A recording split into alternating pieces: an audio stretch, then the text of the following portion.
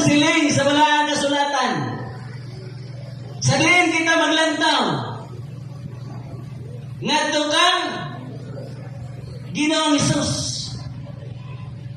Ingon si Ginoong Hesus, tumuto ka mo kanako. Kay mga lawas ka mo. Kamong tanan sa kinatamian sa yuta. Kaya ako ang Dios o wala na'y lain. Ako nagihimo ang uluhan, your focus in life. Ang inyong mga panglantaw sa kinabuhi. Ang panultino na gayon, focus can be our best friend or worst enemy.